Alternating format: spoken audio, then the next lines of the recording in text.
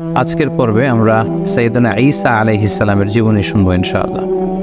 সাইয়েদনা ঈসা আলাইহিস সালাম তিনি জন্মগ্রহণ করেছেন ফিলিস্তিনের বেথলেহেম শহরে, যে শহরটিকে আরবিতে বলা হয় মাদিনাতু বাইতুলাহাম। আবার কোনো ঐতিহাসিক বলেছেন যে তিনি নাজারেত সিটিতে জন্মগ্রহণ করেছেন, যেটাকে আরবিতে বলা হয় মাদিনাতুন নাসেরা।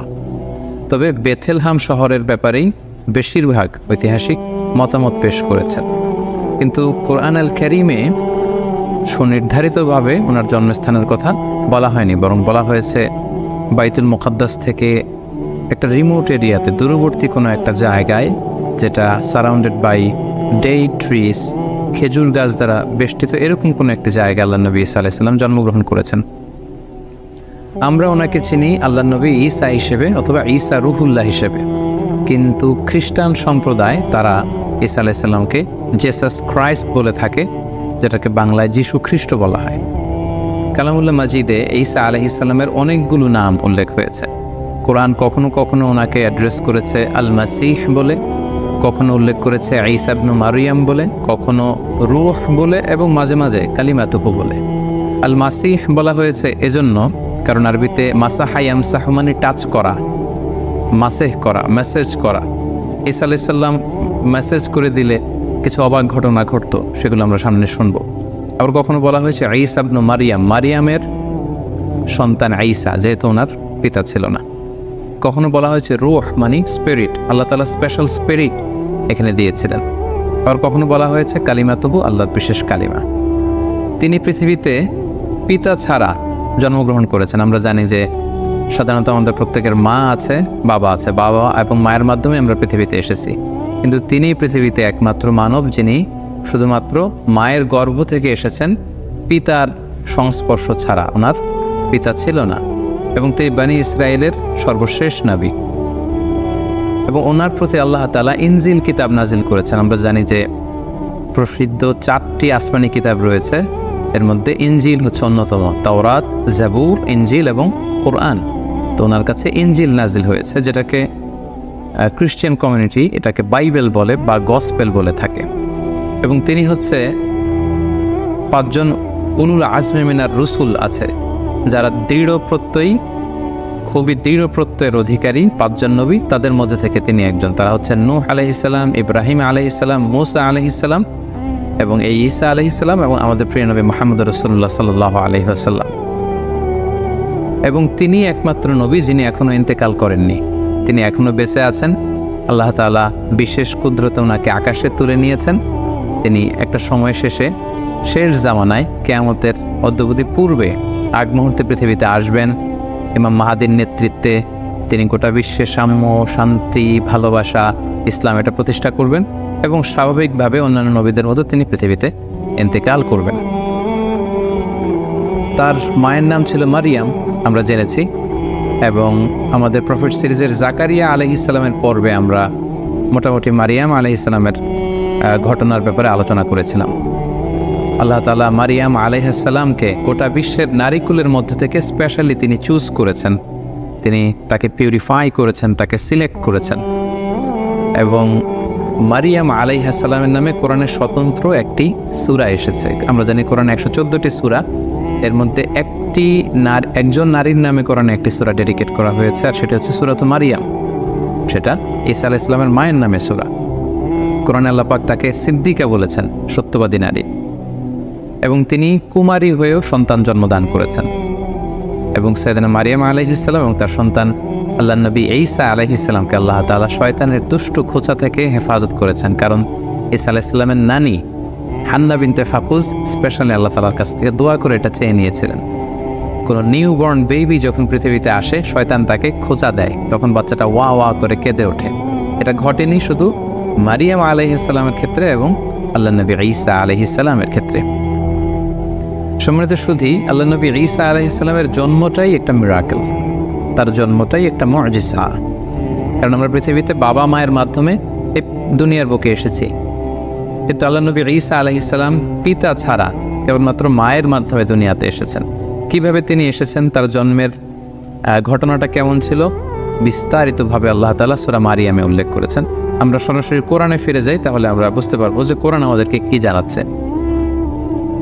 সূরা মারিয়ামে আল্লাহ তাআলা ইরশাদ করেছেন, ওয়াজকুর ফিল কিতাবি মারইয়ামা ইয ইনতাবাদাত মিন আহলিহা মাকানান শারকিয়্যা। মানে হে নবী, আমাদের রাসূলকে আল্লাহ তাআলা উদ্দেশ্য করে বলছেন, হে নবী, আপনি এই কোরআনে মারিয়ামের কথা উল্লেখ করুন যে পূর্ব দিকে তার ফ্যামিলি থেকে পূর্ব দিকে কোনো একটা জায়গায় গিয়েছিল।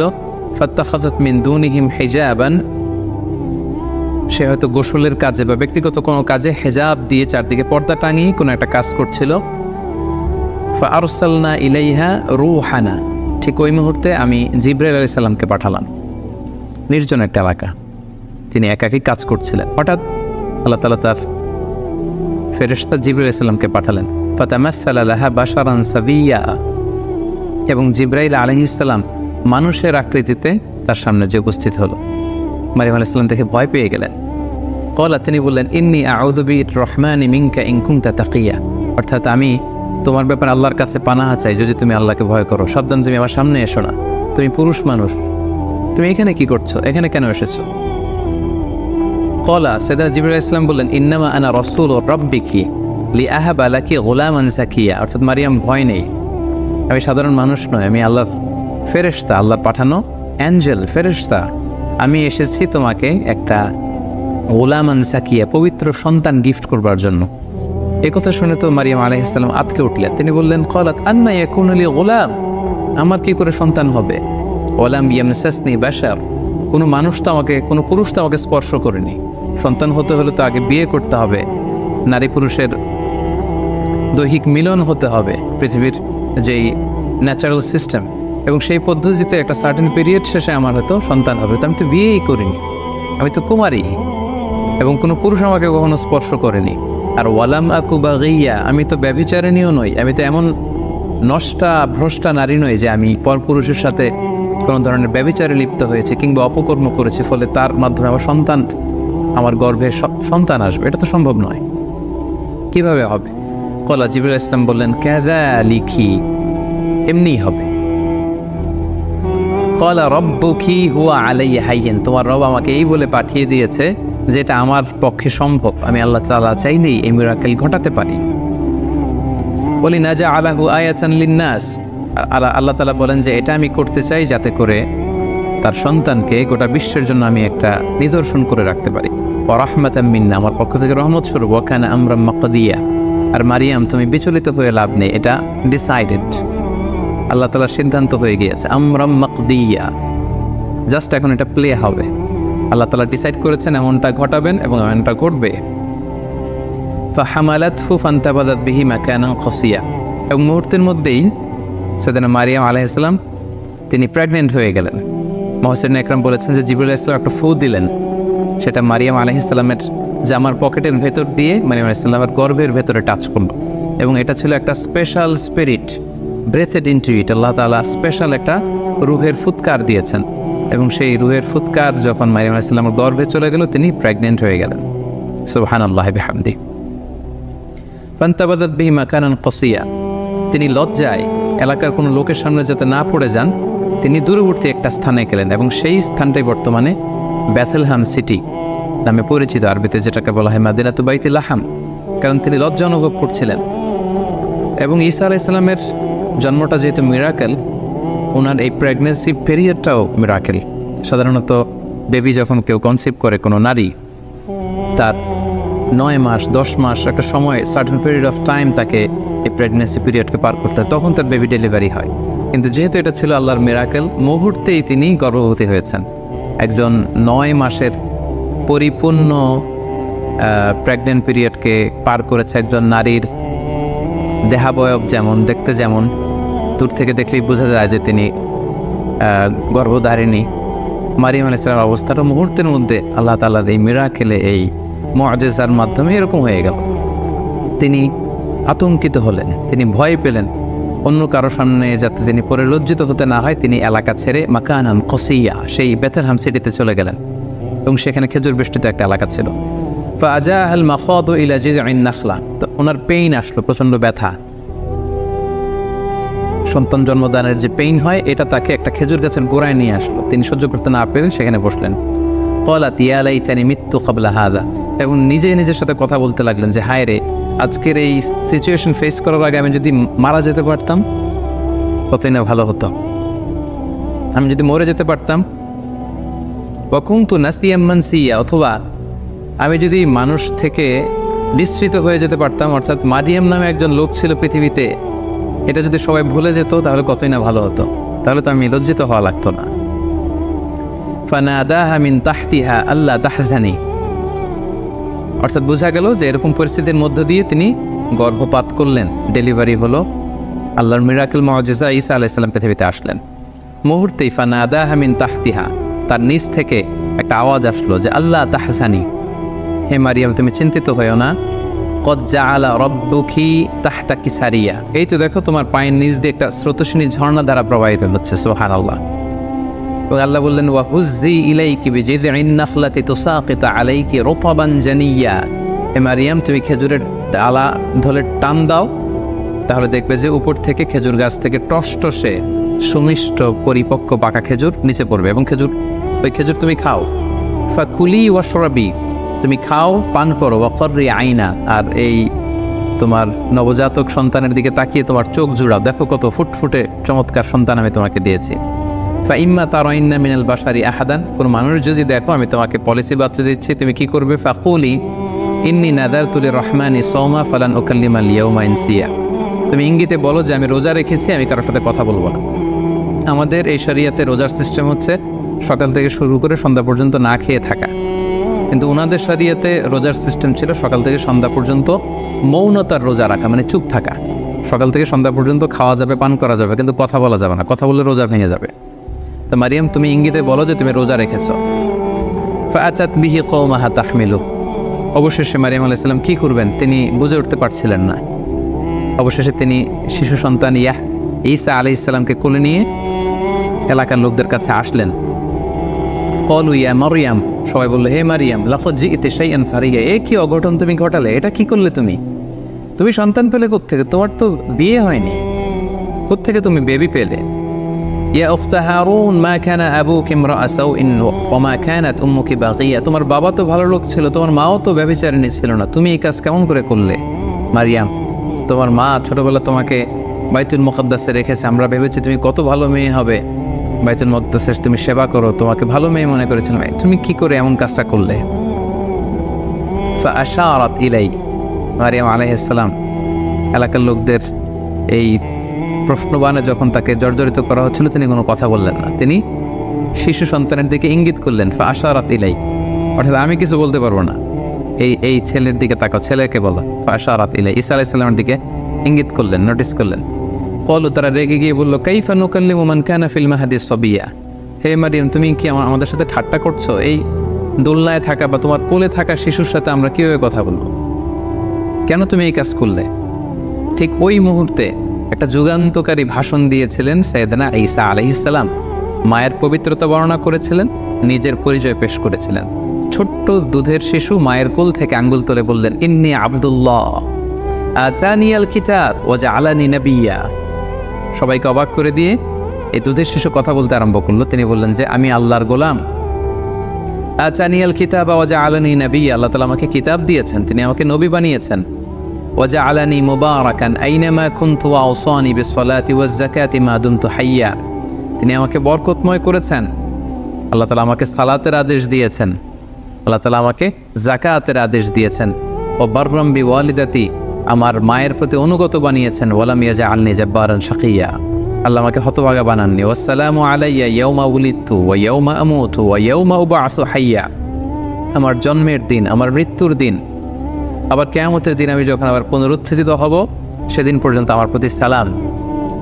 এভাবে সবিস্তরে আল্লাহ তাআলা সূরাত মারিয়ামে সাইয়েদনা ঈসা আলাইহিস সালামের জন্মের যে স্টোরিটা এটা তিনি উল্লেখ করেছেন। এবং মারিয়াম আলাইহিস সালামের সামনে দাঁড়ানো, এতক্ষণ তার সাথে তর্ক বিতর্কে লিপ্ত বানি ইসরায়েলের সমস্ত পাদ্রীরা, সমস্ত লোকেরা তারা অবাক হয়ে গেল। গোটা বিশ্বে এমন তো কখনো ঘটেনি যে মায়ের কোলে থাকা ছোট্ট দুধের শিশু কিছুক্ষণ আগে যে ছেলে জন্মগ্রহণ করেছে সে কীভাবে প্রাপ্তবয়স্ক লোকদের মতো কথা বলে। এবং সাইয়েদনা ঈসা আলাইহিস সালাম সেদিন নিজের পরিচয় দিয়েছিলেন, তার মা যে ব্যভিচারিণী নন সেটাও তিনি প্রমাণ করেছিলেন। সম্মানিত সুধী, ঠিক এভাবেই আল্লাহ তাআলা ঈসা আলাইহিস সালামের জন্মের বৃত্তান্ত সূরা মারিয়ামে উল্লেখ করেছেন। এবং ঈসা আলাইহিস সালামের এই অলৌকিক জন্মের কারণে পুরো খ্রিস্ট সমাজ কিন্তু তাকে আল্লাহ সন্তান বলে অভিহিত করে। নাউযুবিল্লাহ, তারা বলে যে Jesus Christ is the son of god, যে যিশু খ্রিস্ট সে হচ্ছে আল্লাহ তাআলার সন্তান। এবং এই কথাটার প্রতিবাদ করে দ্ব্যর্থহীন ভাষায় আল্লাহ তাআলা সূরা আলে ইমরানে তিনি বলছেন যে ইন্না মাসালা ঈসা ইনদাল্লাহি কামাসালি আদম খলাকাহু মিন তুরাব সুম্মা ক্বালা লাহু কুন ফায়াকুন। অর্থাৎ খ্রিস্ট সমাজের কি হলো, তারা কেন ঈসা আলাইহিস সালামকে ঈসাকে আমার সন্তান বলে? তার অলৌকিক জন্মের কারণে তারা কেন তাকে আমার সন্তান বানায়? আল্লাহ তাআলা এখানে প্রশ্ন ছুড়ে দিলেন যে ঈসার জন্ম বা ঈসার দৃষ্টান্ত তো আল্লাহ তাআলার কাছে আদম আলাইহিস সালামের মতো। অর্থাৎ কেমন যেন আল্লাহ তাআলা বুঝাতে চাইলেন যে ঈসাকে যদি আমার সন্তান বলো তাহলে আদমকে বলো না কেন? আদমের ব্যাপারটা তো আরও আশ্চর্যজনক। ঈসার জন্মটা যদি তোমাদের কাছে অবাক লাগে যে পৃথিবীতে বাবা মা দুইজনের মাধ্যমে সন্তান আসে, তো ঈসাকে আমি পাঠিয়েছি বাবা ছাড়া শুধু মায়ের মাধ্যমে, এজন্য তোমরা অবাক হয়ে, তো তোমরা আশ্চর্য হয়ে তাকে আমার সন্তান বলছো, তাহলে আদমের ব্যাপারে তোমরা বলো না কেন? আদমের তো বাবাও নেই মাও নেই। সো আল্লাহ তাআলা সূরা আলে ইমরানের এই আয়াতের মধ্য দিয়ে গোটা খ্রিস্ট সমাজকে তিনি ক্রিটিসাইজ করেছেন। সম্মানিত শুধু ঈসা আলাইহিস সালাম পৃথিবীতে আসলেন, তিনি বড় হতে লাগলেন এবং আমরা বুঝতে পেরেছি যে মায়ের কোলে থেকেই তিনি নবী। এটা কিন্তু একটা ইউনিকনেস সাইয়েদনা ঈসা আলাইহিস সালামের। সাধারণত অন্যান্য নবীরা 40 বছর বয়সে যখন উপনীত হয় তখন আল্লাহ তাআলা তাদেরকে নবুয়ত দিয়ে থাকেন, কিন্তু ঈসা আলাইহিস সালাম এক্সেপশনাল। তিনি মায়ের কোলে থেকে আল্লাহ তাআলার পক্ষ থেকে এই প্রফেটহুড তিনি লাভ করেছেন। সো আল্লাহ তাআলা তার প্রতি ইনজিল কিতাব নাজিল করেছেন এবং যাই নাজিল হতো সেটা তিনি বনি ইসরাইলের লোকদের কাছে পৌঁছে দিতেন। তিনি কি দাওয়াত দিতেন? আমরা যদি কালামুল্লাহ মাজিদের দিকে একটু খেয়াল করি তাহলে দেখব যে সাইয়েদনা ঈসা আলাইহিস সালাম তিনি তাওহীদের দাওয়াত দিয়েছেন, এক আল্লাহর দাওয়াত দিয়েছেন, আখিরাতের দাওয়াত দিয়েছেন, রিসালাতের দাওয়াত দিয়েছেন। যেমন সূরা মারিয়ামে আল্লাহ তাআলা বলছেন যে ঈসা আলাইহিস সালাম তাদেরকে বলেছিলেন যে ওয়া ইন্নাল্লাহা রাব্বি ওয়া রাব্বুকুম, অর্থাৎ হে বনি ইসরাইলের লোকেরা, নিশ্চয় আল্লাহ তাআলা তিনি আমারও রব, ওয়া রাব্বুকুম তোমাদেরও রব, ফা'বুদু তোমরা এক আল্লাহর ইবাদত করো, হাদা সিরাতুম মুস্তাকিম, এবং এটাই সিরাতে মুস্তাকিম, এটাই সোজা রাস্তা। তাহলে তিনি কিন্তু এক আল্লাহর ইবাদতের প্রতি বনি ইসরাইলকে দাওয়াত দিয়েছিলেন। সূরা আলে ইমরানে একটি আয়াতে পাওয়া যায় যে সাইয়েদনা ঈসা আলাইহিস সালাম তিনি বলেছেন ওয়া জিতুকুম বিআয়াতিম মির রাব্বিকুম, অর্থাৎ হে আমার কওমের লোকেরা, আমি আমার রবের পক্ষ থেকে তোমাদের কাছে নিদর্শন নিয়ে এসেছি, সাইন নিয়ে এসেছি, মিরাকেল নিয়ে এসেছি, ফাত্তাকুল্লাহ, তাই তোমরা আল্লাহকে ভয় করো, ওয়া আতিউন, আর রাসূল হিসেবে আমার আনুগত্য করো। তাহলে সম্মানিত শুধু এই দুটি আয়াত থেকে আমরা বুঝলাম যে তিনি যে রাসূল এটার কথা তিনি সুস্পষ্টভাবে বলেছেন এবং তার কাছে আল্লাহর যে বাণী আসে এগুলো যাতে তারা নিরঙ্কুশভাবে মেনে নেয় সেটার আদেশ তিনি করেছেন এবং আল্লাহ তাআলা তিনি যে এক এবং একক সেটার দাওয়াত তিনি দিয়েছেন। এবং অন্য একটি আয়াতে আমরা দেখতে পাই যে সাইয়েদনা ঈসা আলাইহিস সালাম তিনি রাসূলুল্লাহ সাল্লাল্লাহু আলাইহি ওয়াসাল্লাম যে তারপরে নবী হয়ে আসবেন সেটা সুসংবাদ দিয়েছেন। আল্লাহ তাআলা বলছেন ওয়া ইয ক্বালা ঈসা ইবনু মারইয়াম, যখন মারিয়ামের কন্যা ঈসা বলল ইয়া বানি ইসরাঈল, হে বানি ইসরাঈল, ইন্নী রাসূলুল্লাহি ইলাইকুম, আমি তোমাদের প্রতি আল্লাহর রাসূল হয়ে প্রেরিত হয়েছি, মুসাদ্দিকাল লিমা বাইনা ইয়াদাইয়া মিনাত তাওরাত, আমার আগে যে কিতাব এসেছিল তাওরাত আমার ভাই মুসার প্রতি আমি সেটাকে টেস্টিফাই করছি, সেটার কনফার্মেশন আমি দিচ্ছি। আমি শুধু ইনজিলের ধারক বাহক হয়েই বসে থাকিনি, বরং আমার আগের কিতাবগুলোকে আমি সত্যায়ন করছি। পাশাপাশি ওয়া মুবাশশিরাম বিরাসূল, আমি একজন রাসূলের ব্যাপারে তোমাদেরকে গ্ল্যাড টাইডিংস দিতে এসেছি, যে ব্যাপারে পৃথিবীর সব নবীরা গ্ল্যাড টাইডিংস দিয়েছেন। সাইয়েদনা আদম আলাইহিস সালাম থেকে শুরু করে ঈসা আলাইহিস সালাম পর্যন্ত যত নবী পৃথিবীতে এসেছেন তারা প্রত্যেকে তাদের উম্মতের কাছে বলেছিলেন যে সর্বশেষে একজন নবী আসবে যার নাম হবে আহমদ, যিনি গোটা বিশ্বের নবীকুলদের সর্দার হবেন, যিনি হবেন সর্বশ্রেষ্ঠ রাসূল।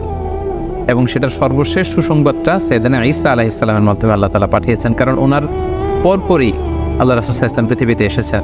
তো তিনি বলেছেন ওয়া মুবাশশিরাম বিরাসূল, হে বনি ইসরাঈল, আমি তোমাদেরকে একজন রাসূলের সুসংবাদ দিচ্ছি, ইয়াতি মিন বাদি, you will come after me, আমার পরপরই সে আসবে, ইসমুহু আহমদ, আর তার নাম হবে আহমদ। আমরা জানি যে আল্লাহ রাসূল সাল্লাল্লাহু আলাইহি ওয়াসাল্লামের অনেকগুলো নাম ছিল, চমৎকার চমৎকার নাম, এর মধ্যে উল্লেখযোগ্য দুটি নাম হচ্ছে, একটি হচ্ছে মুহাম্মদ আরেকটি হচ্ছে আহমদ সাল্লাল্লাহু আলাইহি ওয়াসাল্লাম। ফালাম্মা জাআহুম বিল বাইয়িনাত, এরপর নবুয়তির প্রমাণ হিসেবে বনি ইসরায়েলের লোকদের কাছে আল্লাহ নবী ঈসা আলাইহিস সালাম যখন বাইয়িনাত নিয়ে আসলেন, অর্থাৎ মুআজিজা নিয়ে আসলেন, ক্বালু হাযা সিহরুম মুবিন, তারা বলল এগুলো জাদু। হে ঈসা, তুমি তো জাদুকর, তুমি অনেক বড় ম্যাজিশিয়ান, তোমার এই কথা আমরা বিশ্বাস করি না।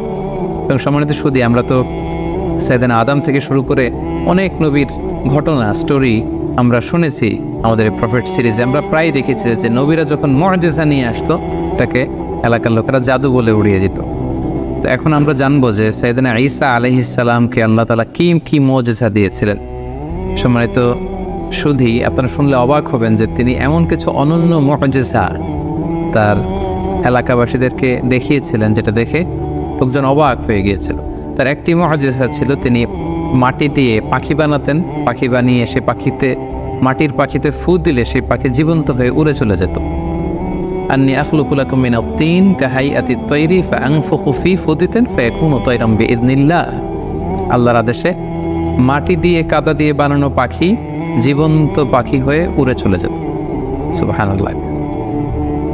তারপর ওয়া উবরিউল আকমাহা, কোনো অন্ধ রোগী, রাতকানা দিনকানা দৃষ্টি প্রতিবন্ধী কোনো লোকের চোখে যখন আল্লাহ নবী ঈসা আলাইহিস সালাম হাত বুলিয়ে দিতেন, মুহূর্তে লোকটা দৃষ্টিশক্তি ফিরে পেত। এজন্য ওনাকে বলা হতো মাসিহ। ওনার টাচ, এই টাচের স্পর্শের মধ্যে একটা আলাদা বারাকা ছিল। ওয়াল আবরাসা, ধবল রোগী, শ্বেত রোগী, কুষ্ঠ রোগী যাদের স্কিন ডিজিজ আছে, তাদের গায়ে হাত বুলিয়ে দিলে মুহূর্তে ওই অসুস্থ ব্যক্তি সুস্থ হয়ে যেত। ওয়া উহিল মাউতা বিইذনিল্লাহ, মৃত লাশের সামনে দাঁড়িয়ে যখন ঈসা আলাইহিস সালাম বলতেন কুম বিইذনিল্লাহ, দাঁড়াও, মুহূর্তে মৃত লাশ জীবিত হয়ে দাঁড়িয়ে যেত।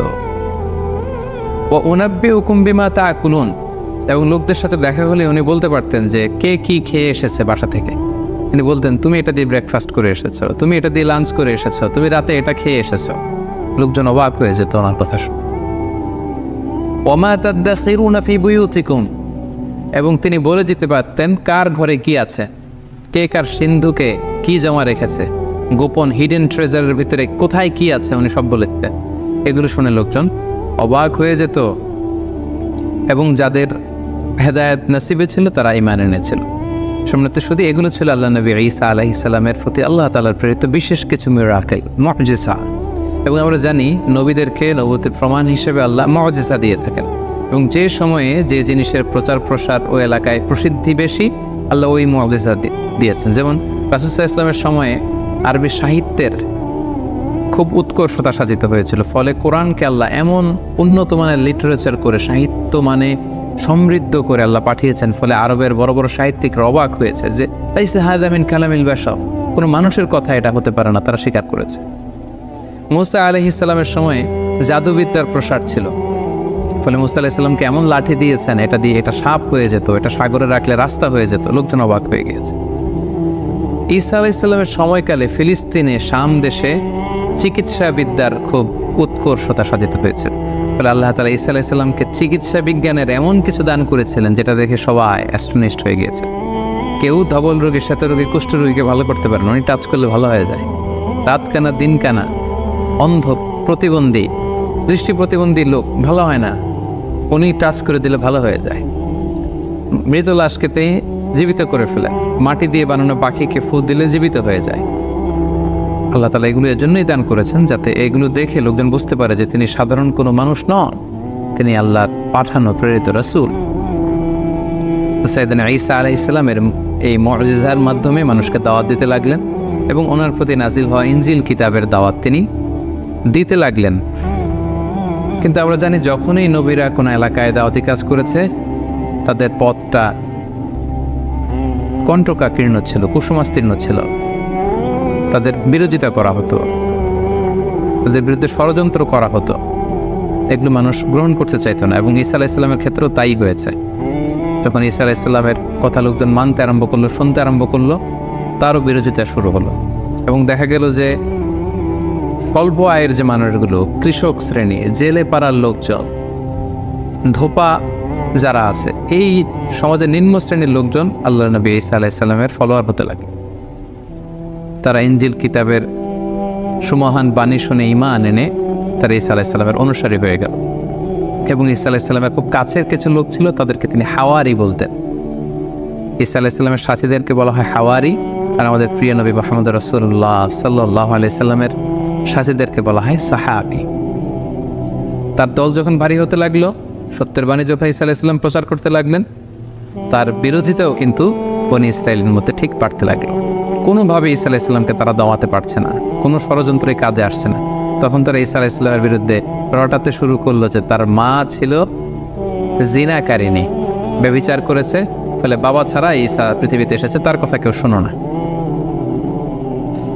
এই কথা সবাই রটাতে লাগলো। ঈসা আলাইহিসসালাম মনে খুব ব্যথা পেলেন, তারপরেও তিনি তার মনোবল তিনি হারালেন না, তিনি দাওয়াতি কাজ চালিয়ে যেতে লাগলেন। সব শেষে তারা সাইয়েদানা ঈসা আলাইহিসসালামের ব্যাপারে ধর্ম অবমাননার অভিযোগ দিল। সুবহানাল্লাহ। যুগে যুগে আমরা দেখেছি যে যারাই ধর্মের প্রচারক তাদেরকেই ধর্ম অবমাননার অভিযোগ দেওয়া হয়। সাইয়েদানা ঈসা আলাইহিসসালামের ক্ষেত্রে সেটাই ঘটেছে। যিনি আল্লাহর নবী, যিনি ইনজিল কিতাব নিয়ে এসেছেন, যিনি মানুষকে ধর্ম শেখাচ্ছেন, হোয়াট ইজ রিলিজন তিনি শেখাচ্ছেন, তাকে ধর্ম অবমাননার অভিযোগ দেওয়া হলো। কি বলা হলো? বনী ইসরায়েলরা রটাতে শুরু করলো যে তিনি তাওরাতের বিরুদ্ধে কথা বলছেন, এটা একটা ব্লাসফেমি, তাকে শাস্তি দেয়া হোক, তার শিরচ্ছেদ করা হোক, তাকে শূলে চড়ানো হোক। এভাবে তারা আল্লাহ নবী ঈসা আলাইহিসসালামের ব্যাপারে ধর্ম অবমাননার অভিযোগ দিলেন যে সে তাওরাত পরিবর্তন করে সে ইনজিল নামে নতুন এক কিতাবের আবির্ভাব ঘটিয়েছে।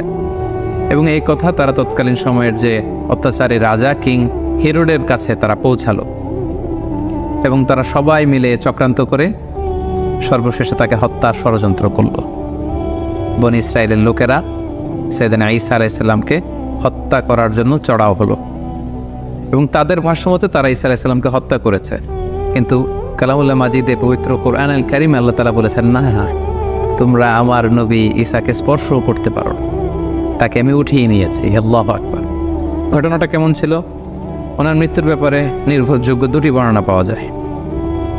একটি বর্ণনা হচ্ছে সাইয়েদানা ঈসা আলাইহিসসালাম সহ তার অনুসারীদেরকে 4000 ইহুদি এসে ঘিরে ফেলল, একটি ঘরে তাদেরকে আবদ্ধ করা হলো।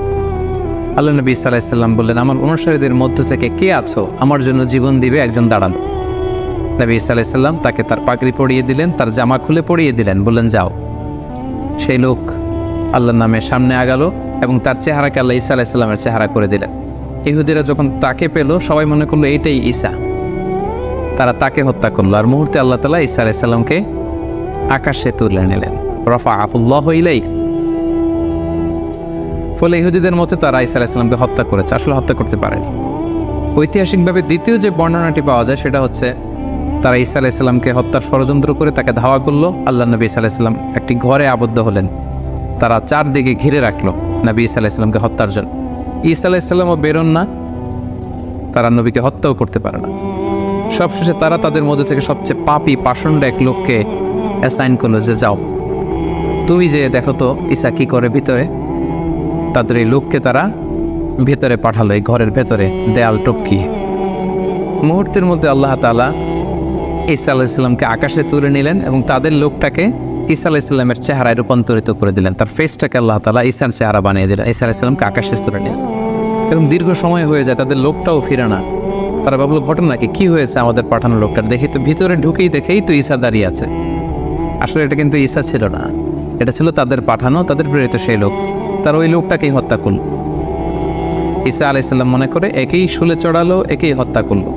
কিন্তু হত্যার পরে তাদের মধ্যে কয়েক দল হয়ে গেল। কেউ বললো এটা ঈসা, কেউ বলে ঈসা না, কারণ তার আল্লাহ তাআলা শুধু তাদের পাঠানো লোকটার চেহারাটাকে ঈসা আলাইহিসসালামের মতো করেছিল, কিন্তু ওই লোকটার জামা কাপড়, হাত, দেহের অন্যান্য অঙ্গ প্রত্যঙ্গ কিন্তু ওই লোকের মতোই ছিল।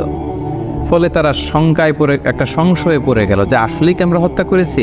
এ ব্যাপারে আল্লাহ তাআলা খুব সুস্পষ্ট সূরাতুন নিসার ভেতরে উল্লেখ করেছেন যে ওয়াকাউলিহিম, ইহুদিরা বলে থাকে ইন্না কাতালনাল মাসীহ ঈসা ইবনে মারইয়াম, আমরা মারিয়ামের সন্তান ঈসাকে হত্যা করেছি, এটা তারা ক্লেইম করে থাকে। কিন্তু আল্লাহ বলেন ওয়ামা কাতালু, তারা আমার নবী ঈসাকে হত্যা করতে পারেনি। ওয়ামা সলাবু, তাকে শুলেও চড়াতে পারেনি। ওয়ালাকিন শুব্বিহা লাহুম, এই পুরো বিষয়টাই তাদের কাছে অস্পষ্ট আমি করে দিয়েছি। আমি আল্লাহ এমন এক মেকানিজম এখানে ঘটিয়ে দিয়েছে, এমন ঘটনা ঘটিয়ে দিয়েছে যার ফলে পুরো ইহুদি সমাজ তারা এখানে সন্দেহে পড়ে গিয়েছে।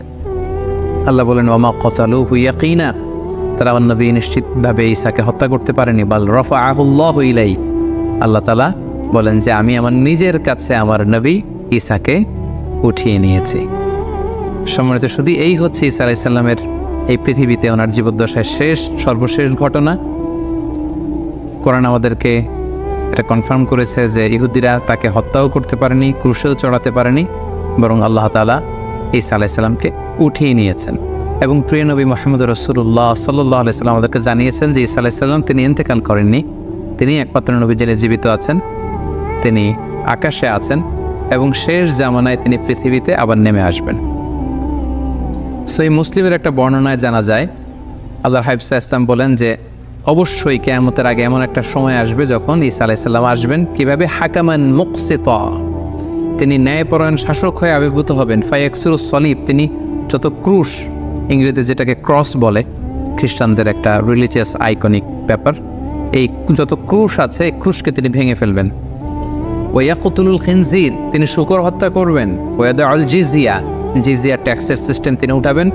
ওয়াফিদুল মাল, গোটা বিশ্বে সম্পদের তারল্য ছড়িয়ে পড়বে, গোটা বিশ্বে তিনি সাম্য, শান্তি, ভ্রাতৃত্ব, ইসলামকে তিনি প্রতিষ্ঠা করবেন। এবং সহিহ মুসলিমের আরেকটি বর্ণনায় নওয়াস ইবনে সামআনের রাদিয়াল্লাহু তাআলা আনহুর বর্ণিত হাদিস, যেখানে রাসূল ইসলাম দাজ্জালকে নিয়ে বিস্তর আলোচনা করেছেন। সেখানে তিনি বলেছেন যে এই দাজ্জাল যখন পৃথিবীতে ফিতনা ছড়াবে ঠিক তখনই আল্লাহ নবী ঈসা আলাইহিস সালাম এই পৃথিবীতে আগমন করবেন। কোথায়? দামেস্কের, সিরিয়ার রাজধানী দামেস্কের একটা মসজিদে তিনি আসবেন। আমরা জানি যে দামেস্ক শহর এখনও আছে, ইংরেজিতে ড্যামাস্কাস বলে। এই দামেস্ক শহরের একটা আইন্দাল মানারাতিল বাইদা, একটা মসজিদের সাদা মিনারার পাশে তিনি ফেরেশতার পাখায় ভর করে শাঁ করে জামিনে নেমে আসবেন। আসার সাথে সাথেই তখন মুসলিম কমান্ডার যে থাকবে ঈসা আলাইহিস সালামকে বলবেন যে আপনি ইমামতি করুন।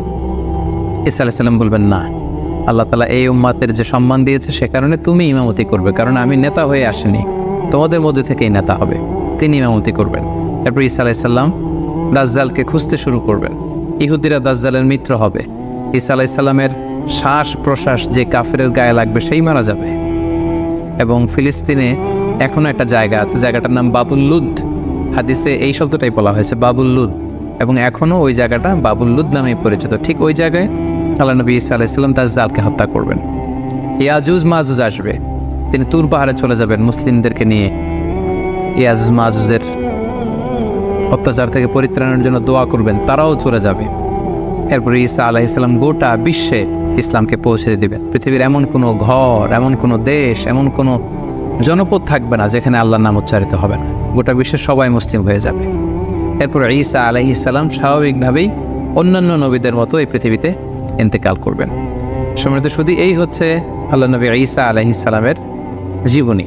এ পর্যায়ে আমরা ওনার জীবনী থেকে কিছু লাইফ লেসন বের করবার চেষ্টা করব, আমাদের জীবনের সাথে কানেক্ট করবার চেষ্টা করব, ওনার জীবনী থেকে কি শিক্ষা আমরা পাই। প্রথম যে শিক্ষাটা আমরা পাই সেটা হচ্ছে আল্লাহ তাআলার জন্য কোনো কিছুই অসম্ভব নয়। আমরা জানি যে বাবা মায়ের মাধ্যমে পৃথিবীতে সন্তান আসে, কিন্তু ঈসা আলাইহিস সালাম বাবা ছাড়া মায়ের গর্ভে তিনি এসেছেন এবং মায়ের মাধ্যমে পৃথিবীতে তিনি জন্ম লাভ করেছেন। এবং আল্লাহ তাআলা এই যে এস্টাবলিশড ল অফ নেচার, এটাকে তিনি ব্রেক করে দিয়েছেন। ও আল্লাহ তাআলা চাইলে এটা পারেন, বাবা ছাড়া পৃথিবীতে তিনি আল্লাহ নবী ঈসা আলাইহিস সালামকে পাঠিয়েছেন। এটা থেকে আমরা বুঝলাম যে আল্লাহর কাছে কোনো কিছু অসম্ভব নয়। নাথিং ইজ ইম্পসিবল টু আল্লাহ, সব কিছু সম্ভব, তাই চাইলে সব করতে পারেন, এটা আমরা জানতে পারলাম। 2 নম্বর যে শিক্ষাটা আমরা পাই সেটা হচ্ছে গর্ভবতী নারী যারা আছে বা বাচ্চা ডেলিভারি দেওয়ার পরে তাদের জন্য খেজুর কিন্তু একটা উপাদেয় খাবার হতে পারে, যেটা আমরা মারিয়াম আলাইহিস সালামের ক্ষেত্রে দেখেছি। আল্লাহ বলেছেন যে ফাফুজ্জি ইলাইকি বিজিযইন নাখলাতি তুসাফিত আলাইকি রুতাবান জানিয়া, হে মারিয়াম তুমি খেজুরের ডাল ধরে টান দাও, টসটসে পাকা খেজুর পড়বে, সেটা খাও।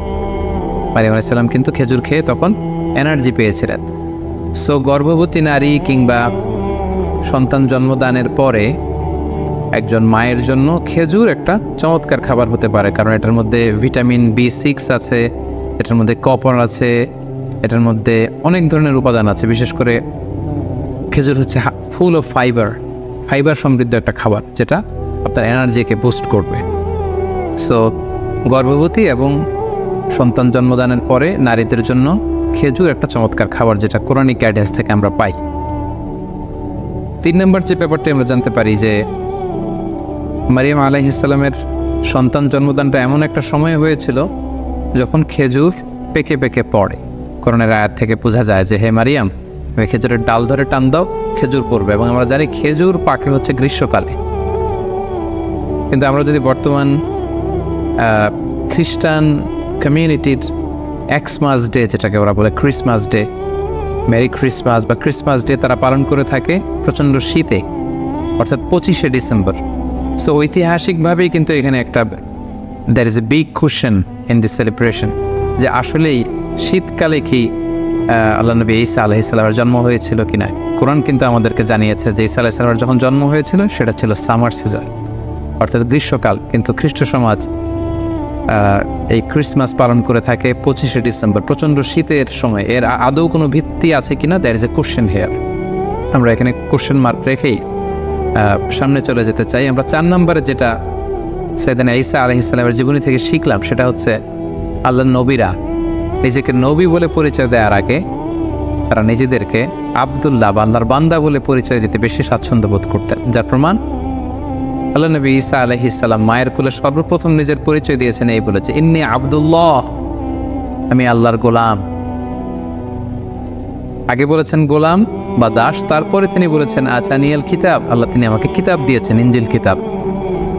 ওয়াজআলানি নাবিয়্যা, তিনি আমাকে নবীও বানিয়েছেন। তাহলে নবী, পৃথিবীতে সবচাইতে শ্রেষ্ঠ যারা, তারা নিজেদেরকে আল্লাহর দাস, আল্লাহর গোলাম বলতে স্বাচ্ছন্দ্য বোধ করতেন। এবং আল্লাহ রাসূল সাল্লাল্লাহু আলাইহি ওয়াসাল্লাম তিনিও নিজেকে সবসময় আব্দুল্লাহ বা আল্লাহর গোলাম বলে পরিচয় দিতেন। সো আমরা অহংকার করার কোনো সুযোগ কোনো বিশ্বাসীর নেই, বরং বিশ্বাসীরা সবসময় নিজেদেরকে দাস হিসেবে পরিচয় দেয়। আমরা সবাই হচ্ছি কুল্লুনা ইবাদুল্লাহ, আমরা আল্লাহর গোলাম। 5 নম্বর যে শিক্ষাটা আমরা পাই সেটা হচ্ছে আল্লাহ নবী ঈসা আলাইহিস সালাম এবং ওনার মা মারিয়াম আলাইহিস সালাম, ওনারা উভয় কিন্তু মানুষ ছিলেন, যেটা মুসলিম ডক্ট্রিনের সাথে, ইসলামী ডক্ট্রিনের সাথে খ্রিস্টান ডক্ট্রিনের একটা পার্থক্য।